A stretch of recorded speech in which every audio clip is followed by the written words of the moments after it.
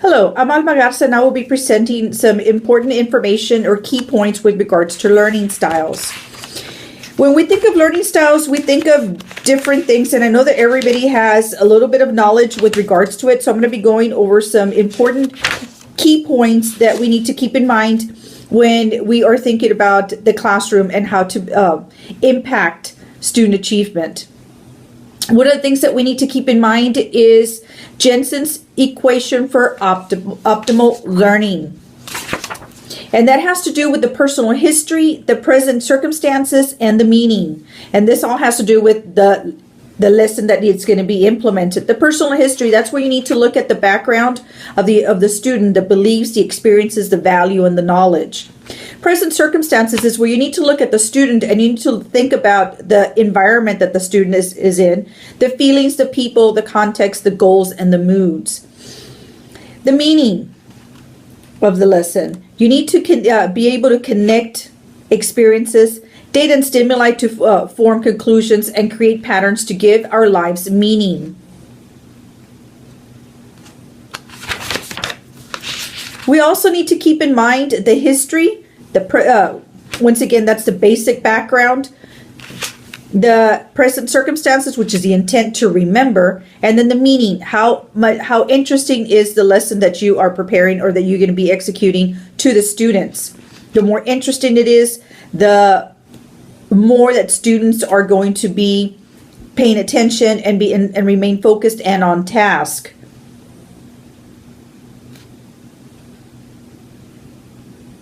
The next three areas that we're going to be looking at, it deals with the learning style preferences. We have the input, which is the five senses, the visual, the auditory, kinesthetic, olfactory, and gustatory. We also have the processing, which is the learning preference, states, the left and right hemisphere, the abstract and the concrete thinking.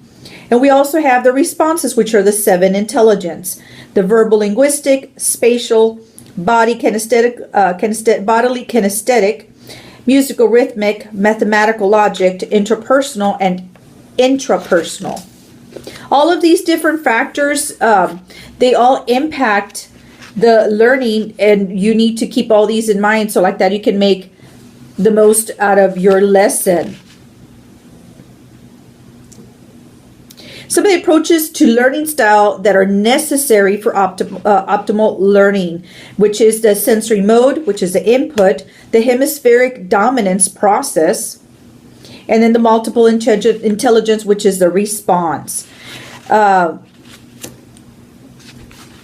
When we begin to learn something new or difficult, we rely on our strengths, and then we need to reinforce it as many ways possible. In the basketball court, that's where you have the basketball player practicing in making the hoops. In the classroom is where the students have to practice the new concepts in order for them to master it and to get the automaticity. I'm getting all these points and I'm going over the PowerPoint. Now the sensory modes, that's the input, that's a preference in receiving the information.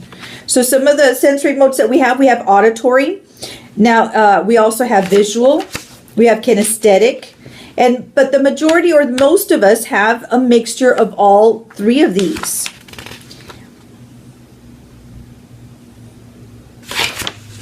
Now let's look at the auditory. Auditory is when you use their voice and their ears as primary modes of learning. You remember what you heard and what you say to yourself. You want to talk about something difficult.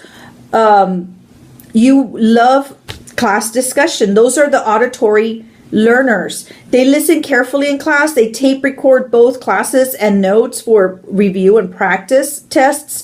They discuss the material with other students or the instructor. They just need to be able to hear the information, and that's how they're able to retain the information. A lot of times these auditory learners, you have them in the class and they're off task and you're thinking they're not paying attention to me. They're not going to be retaining the information. They're not going to understand it. But when you call on them and you ask them questions, lo and behold, they know what it is that you were talking about and they're able to answer your questions with success. Now, auditory learner descriptors.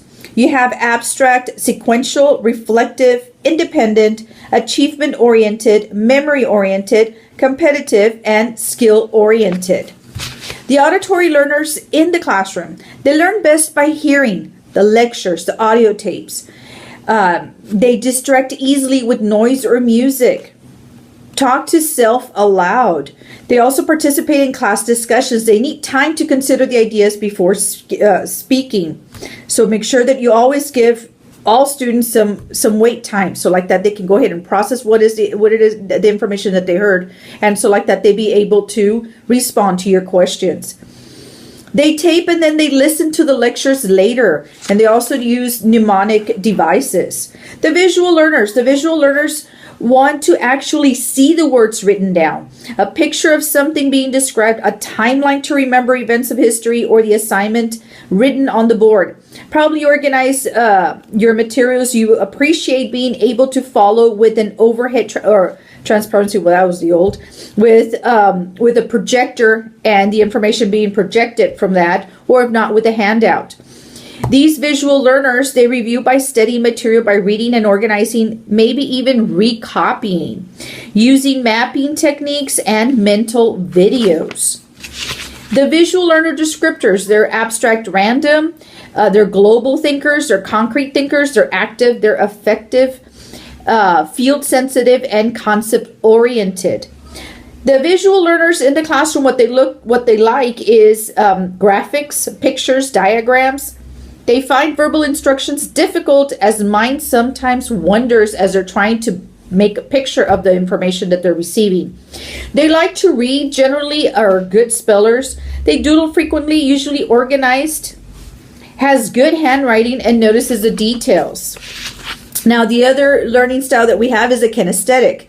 They prefer and actually learn better when they touch and are physically involved in what they are studying.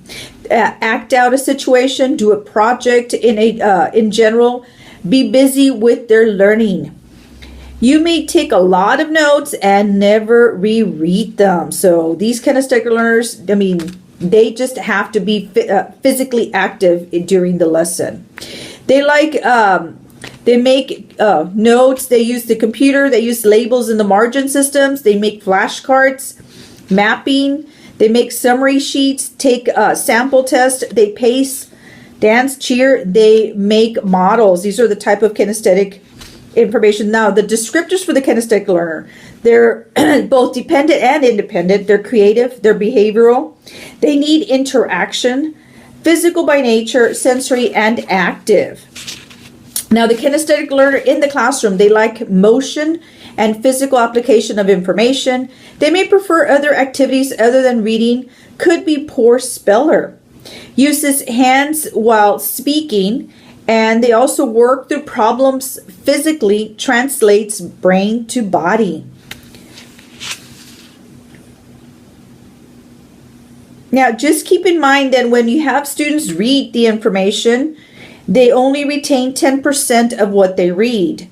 And students only retain 20% of what they hear, 30% of what they see, 50% of what they hear and see, 70% of what they say and they write, and 90% of what they say as they do a thing. So they have to be physically active, and they'll retain 90% of that. And 95% of what they teach someone else. A lot of times when you pair them up in pairs so they can teach one another, that is a very effective strategy because they tend to remember. Now, why is it important for you to learn your learning style? It is important because it impacts how you are going to be designing the lessons. So you need to keep in mind as you're designing the lessons that you target all the 3 areas of the learning style. So like that, you can make sure that you reach and you support all the students. Now, your learning style affects the way you structure your quizzes, your tests, your presentations, your lectures, your demonstrations, and your lab time. Now, how can I use this in the class? In designing activities that meet all types of learning styles.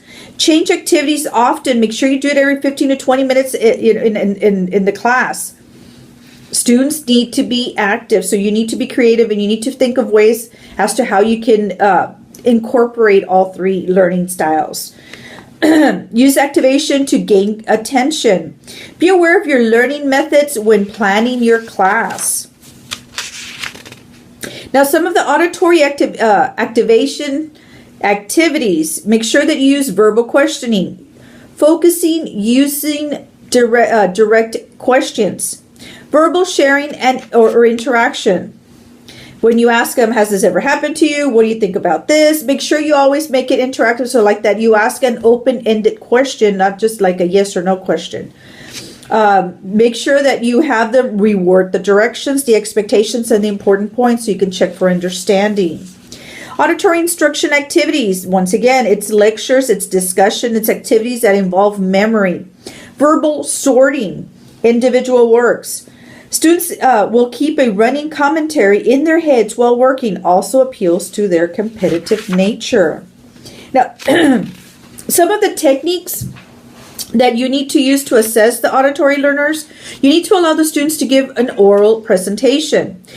Question and answer sessions, make sure you include questions on tests that appeal to their concrete ordered nature, which is multiple choice or ranking. Allow them to conduct and present an original research project. Concentrates on independent nature. Make sure that you do that. Now, the visual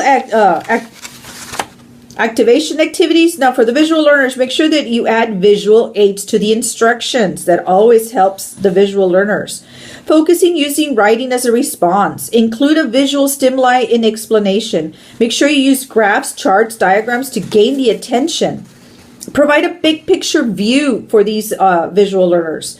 It appeals to their holistic method of learning.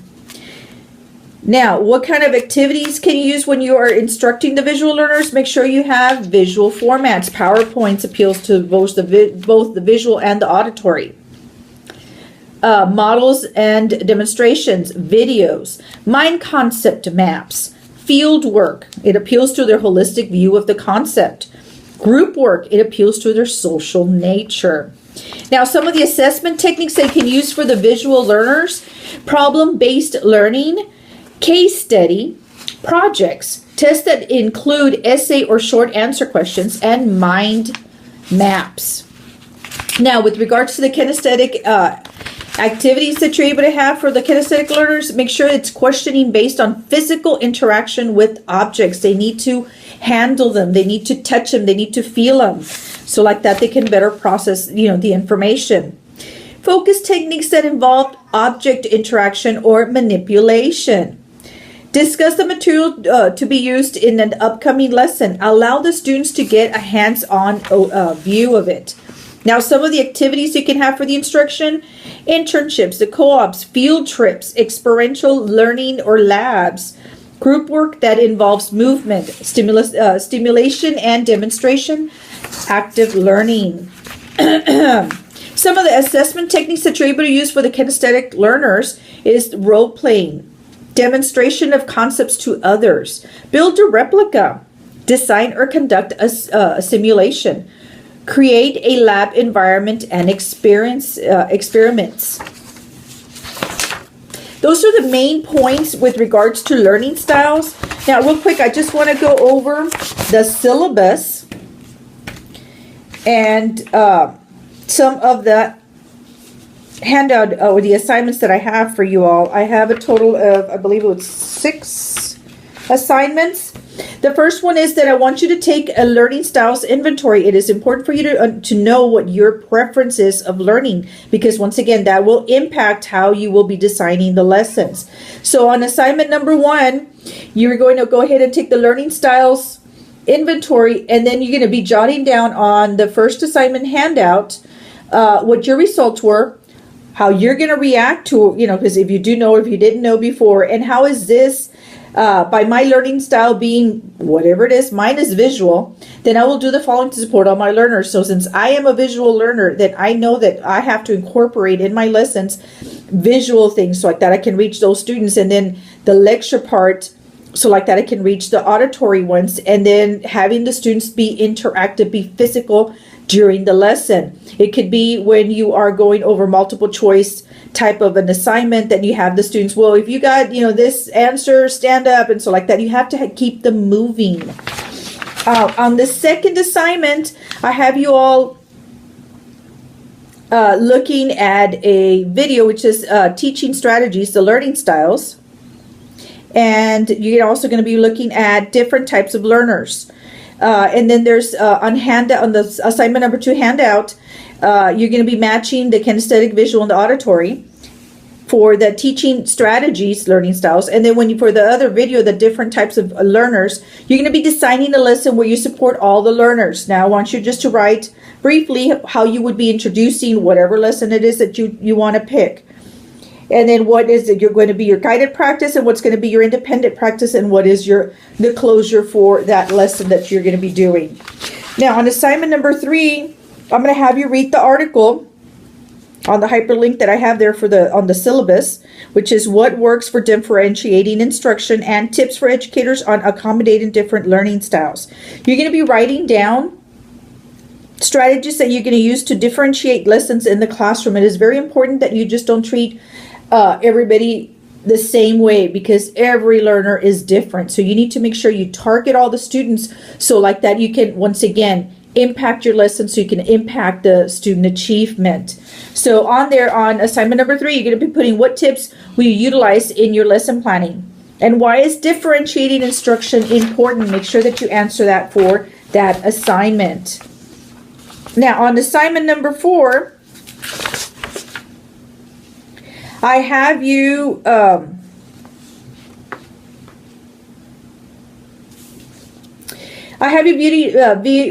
viewing a video, adding numbers up to 10. It's a kinder math video that you're doing. Then I want you to summarize the teacher's lesson. I want you to identify the different ways that she supported her students by using the different learning styles. What did she do in the opening of the lesson? What did she do in the middle of the lesson? How did she close the lesson? Would you have changed something in her lesson? If so, what? Or why would you just leave it as is, the way she presented it? Now, on assignment number 5, you're going to be observing a 2nd grade math lesson. Once again, I want you to go ahead and internalize the lesson and look at it.